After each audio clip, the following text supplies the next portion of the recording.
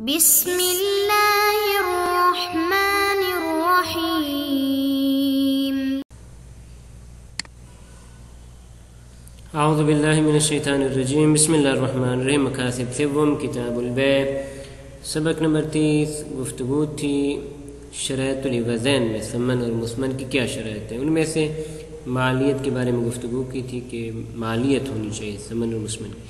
اسی طرح ملکیت یہ بھی شرط تھی، تو اسی ملکیت کی بات سے گفتگو شروع ہوئی تھی۔ اراضی کی اقسام بیان ہو رہی تھی کہ اراضی کی 4 قسمیں ہیں، ان میں سے ایک قسم کے بارے میں گفتگو تقریباً ہو چکی کہ ما یکون موعتاً بالاسالہ، یعنی ایسی زمین کی جو ابتدائی سے غیر آباد تھی، پھر لوگ جاتے ہیں اور جا کر اس کو آباد کرتے ہیں، تو اس کا کیا حکم ہے؟ اس کا حکم جو کچھ روایات میں آیا تھا وہ یہ تھا کہ یہ امام علیہ السلام کا مال ہے۔ اس کی 2 دلیلیں پیش کی تھی، ایک دلیل اجماع تھی اور دوسری ادلہ روایات۔ البتہ ایک اور اجماع بھی موجود تھا، وہ یہ تھا کہ ایسی زمین کی جو پہلے غیر آباد تھی، اگر غیبت کا دور ہے تو جس شخص نے بھی اس کو زندہ کر لیا، آباد کر دیا، وہ اسی کی ہے۔ ہاں البتہ امام کے ظہور کے دور میں وہ امام کی ہیں۔ اس کے بارے میں مزید آج گفتگو ہوگی۔ اور اس کے بعد دوسری زمینیں کہ ما کانت عامرۃ بالاسالہ، ایسی زمینیں کہ جو بالاسالہ آباد ہے۔ آباد سے مراد یہاں پہ یعنی وہاں پہ بارشیں وغیرہ ہوتی رہتی ہیں، یا وہاں پہ پانی کا اہتمام ابتدائی سے موجود ہے، چشمہ وغیرہ، یا وہاں سے کوئی نہر وغیرہ گزر رہی ہے، تو اس کو کہا جاتا ہے کہ یہ عامرہ ہے بالاسالہ، ابتدائی سے یہ تعمیر شدہ ہے، ابتدائی سے یہ آباد شدہ ہے۔ تو اس کے بارے میں کیا ہے؟ تو فرماتے ہیں عمومی جو حکم ہے وہ یہ کہ یہ امام علیہ السلام کا مال اور انفال میں شمار ہوتی ہے، اور انفال کا مال امام علیہ السلام کا مال ہے۔ وَيُمْكِنُ حَمْلُهُ عَلَى بِيَانِ الْإِسْتِحْقَاقِ وَوُجُوبِ إِيصَالِ التَّصْقِ إِلَى طَلَبِ الْإِمَامِ علیہ السلام۔ پہلے جو 2 روایات ہم نے ذکر کی تھی کہ ان روایات میں لفظ تسق آیا تھا اور خراج آیا تھا، حالانکہ پہلی جو روایات تھی ان میں اس قسم کے کوئی الفاظ موجود نہیں تھے۔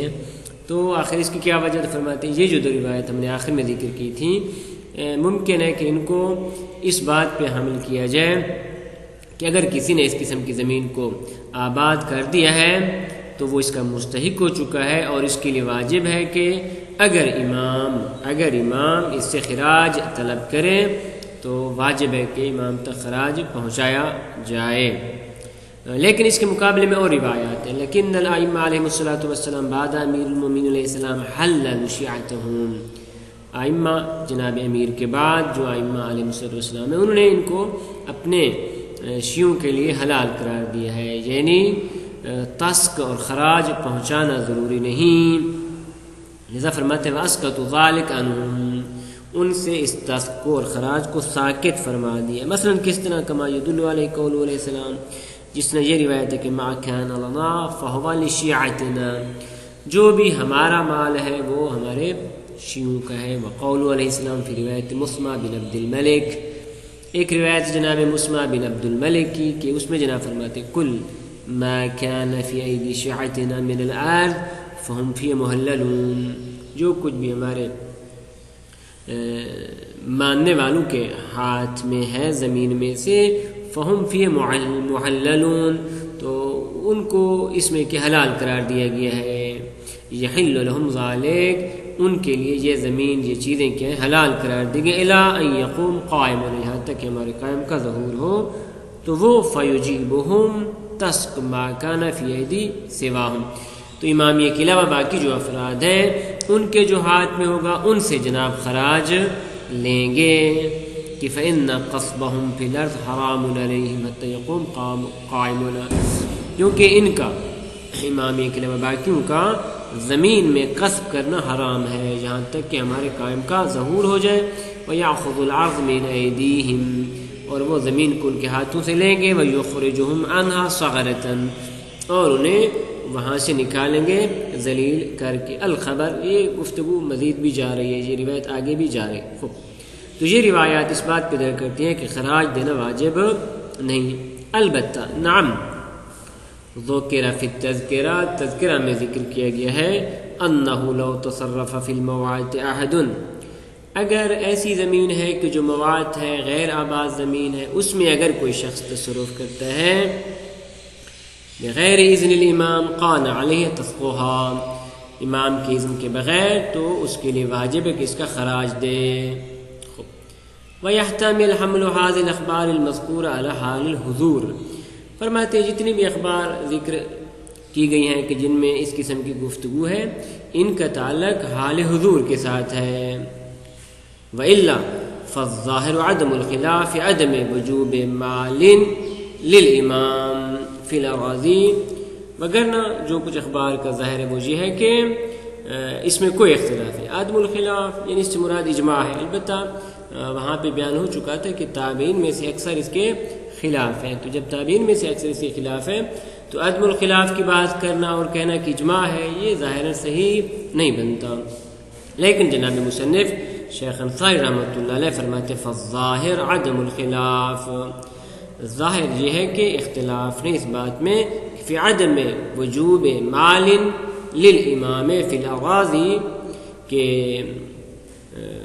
یہ جو زمینیں ہیں ان میں امام کو مال دینا واجب نہیں ہے، امام کو ان زمینوں میں سے دینا فرماتے واجب نہیں۔ کب؟ فی حال الغیبہ، غیبت کے اعتبار میں، بل الاخبار متفقۃ علی انها لمن احیاها، بلکہ اخبار کا اتفاق ہے اس بات پہ کہ جو بھی ان کو احیا کر دے، جو بھی ان کو آباد کر دے اس کی ملکیت میں چلی جائیں گی۔ وسیات حکایت اجماع المسلمین علی سیرورت ملکن بالاحیاء، اور آگے حکایت کریں گے اس اجماع کی، اجماع مسلمین کی، کہ یہ اراضی سیرورتہا یعنی سیرورت تلک الاراضی، ہاں ضمیر کا مرجع اراضی ہے، کہ یہ زمینیں ملک بن جائیں گی ان افراد کی بالاحیاء آباد کرنے سے۔ یہاں تک پہلی اراضی کا حکم مشخص ہو چکا۔ الثانی، دوسری فرماتے ہیں وہ اراضی کے ما کانت عامرۃ بالاصالہ، کہ جو آباد ہوں بالاصالہ، بالاصالہ سے کیا مراد ہے؟ لا من معمر یا لا من عامر، کوئی ان کا عامر نہ ہو، ان کو آباد کرنے والا نہ ہو، بلکہ ابتدائی سے وہ کیا نام ہے وہ عامرہ ہیں۔ البتہ عرض کی کہ عامرہ سے مراد یہاں پہ وہاں پہ امطار وغیرہ کا ہونا ہے، یعنی بارشیں وغیرہ پہ ہیں، جب وہاں پہ چشمے وغیرہ ہیں ابتدائی سے، یا وہاں سے نہر وغیرہ گزر رہی ہیں، یا اسی طرح وہ زمینیں کہ جو دریا کے ارد گرد موجود ہیں، سمندر کے ارد گرد موجود ہیں، کہ جہاں پہ پانی کی ضرورت نہیں پڑتی، تو ایسی زمینوں کو عامرہ بالاصالہ کہا جاتا ہے۔ والظاہر، ان کا کیا حکم ہے؟ ان عیزا للامام علیہ السلام، کہ یہ زمینیں بھی مال امام ہیں، مقونها من الانفال، اور ان کو انفال میں سے شمار کیا گیا ہے۔ اس کی دلیل کیا ہے؟ فرماتے روایات، وظاہر اطلاق قولہم، ائمہ علیہ الصلوۃ والسلام کے قول کا اطلاق کا ظہور اس میں ہے کہ وَكُلُّ عَرْضٍ لَمْ يَجْرِ عَلَيْهَا مِلْكُ مُسْلِمٍ فَهُوَ لِلْإِمَامِ، جی ہر زمین کہ جس پہ مسلمانوں کی ملکیت موجود نہ ہو،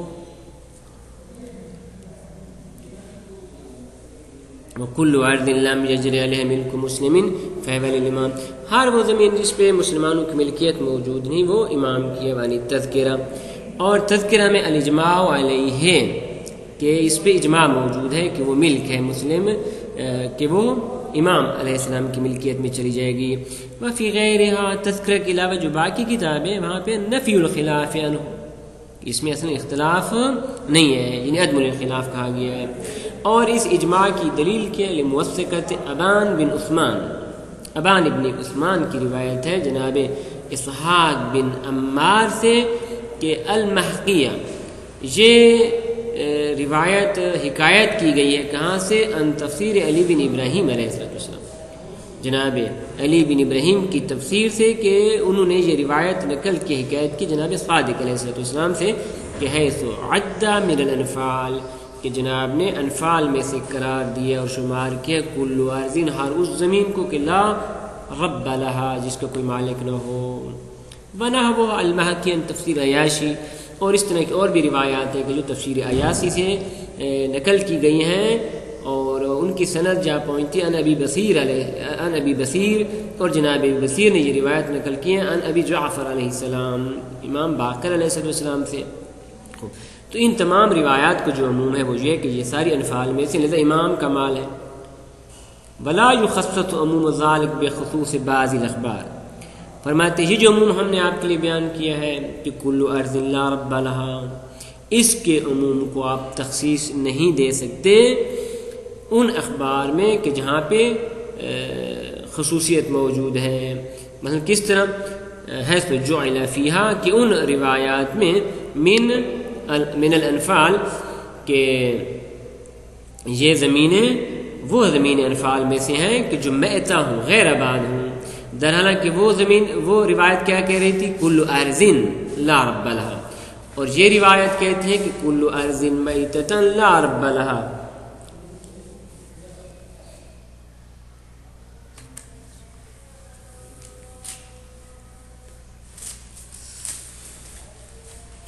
کل ارض میتۃ لا رب لہا، کہ تمام وہ زمینیں کہ جو غیر آباد ہوں، لا رب لہا، ان کا کوئی رب نہیں ہے. بناء علی ثبوت المفہوم للوصف، فرماتے ہیں اس بنیاد پہ ہم تخصیص دے سکتے ہیں کہ جب ہم قائل ہو جائیں کہ میتہ کے جو وصف ہے اس کا مفہوم ہے، اور میتہ یعنی ایسی قید جو قید احترازیہ ہو، قید احترازیہ ہو. لذا اگر قید غالبی ہو جائے تو پہلے بیان ہو چکا کہ اس صورت میں مفہوم نہیں رکھے گی، وصف کا کوئی مفہوم نہیں ہوگا. لذا فرماتے ہیں بنا علی ثبوت المفہوم للوصف، بنا رکھتے اس بات پہ کہ مفہوم ثابت ہے وصف کے لیے اس صورت میں کہ جب یہ وصف قید احترازی ہو. کیوں؟ لأن الظاہر ورود الوصف مورد الغالب، کیونکہ ظاہری طور پہ یہ جو روایات ہے، اس قسم کی جو روایات ہے جہاں پہ لفظ میتہ آیا ہے، یہاں پہ وصف احترازی نہیں بلکہ قید غالبی ہے. کیوں؟ لأن الغالب فی الارض التي لا مالک لها کون مواتا، کیونکہ عموماً وہ زمینیں کہ جن کا مالک نہیں ہوتا وہ میتہ ہوتی ہیں، غیر آباد ہوتی ہیں. خوب، بنابراین ہم اس قسم کی جو روایات ہیں ان کے ساتھ ان عمومی روایات کو تخصیص نہیں دے سکتے. پس چاہے زمین جی ہاں وہ زمین کہ جس کا مالک نہ ہو، چاہے آباد ہو یا غیر آباد، وہ امام کی ملکیت میں چلی جائے گی. خوب، اب سوال یہ ہے کہ یہ زمین کہ جو عامرہ ہو بالاصالہ، تو آیا یہ جو شخص اس کی حیازت کرنا چاہتا ہے، اس کو اپنی چنگ میں لے آنا چاہتا ہے، تو آیا اس کی ملکیت بن جائے گی یا نہ ملکیت نہیں بن گی بلکہ صرف اباحہ تصرف ہوگا اس کے لیے؟ وجہاں دو وجہ ہیں. وحال تملک هذه، اس قسم کی زمین حیازت کے ساتھ ملکیت میں چلی جائے گی جس نے اس کی حیازت کی. وجہاں دو وجہ، من کون ہے مال الامام، اس طرف دیکھیں تو چونکہ مال امام ہے تو حیازت کے ساتھ اس کا مالک نہیں بنے گا، بلکہ کیا ہے، بلکہ صرف اور صرف مبیح للتصرف ہوگا، تصرف کر سکے گا. لیکن اگر دوسری طرف دیکھیں ومن عدم منافات للتملک بالحیازہ، کہ کوئی ایسی ادلہ موجود نہیں کہ جو کہیں کہ جس نے حیازت کی ہے پھر وہ مالک نہیں بنے گا. لذا اس طرف کی ادلہ کو دیکھیں یہ منافات نہیں رکھتی تملک کے، تو اس کی مالک بن جائے گا. اور ادھر دیکھیں وہ روایت کو جو کہتے ہیں مال الامام ہے، تو اس صورت میں کیا ہے، وہ مالک نہیں بنے گا. ومن عدم منافات للتملک بالحیازہ کما یملک بالاموات بالاحیاء مع کون مال الامام علیہ السلام، کہ جس طرح ایسا شخص کے جو موات زمین کا مالک بن جاتا ہے احیاء کے ساتھ، اگرچہ وہ مال امام ہے لیکن اگر اس نے احیاء کیا ہے تو اس کا مالک بن جائے گا. تو اس صورت میں فداخل فی عموم النبوی، مواد کی صورت میں اگر کسی نے اس زمین کو آباد کیا ہے تو وہ اس حدیث نبوی کے عموم میں داخل ہو جائے گا کہ من سبق الی ما لم یسبق الیہ مسلم فہو احق بہ، ہر وہ شخص کہ جس نے سبقت کی ہے ایک ایسی زمین کی طرف کہ جس پہ کوئی پہلے مسلمان نہیں تھا تو وہ اس کا حقدار ہے اور اس کا مالک بن جائے گا. آسان گفتگو تھی لہذا زیادہ اس کی وضاحت کی ضرورت نہیں پڑی. وصلی اللہ علی محمد. وأهل بيت الطيبين الطاهرين.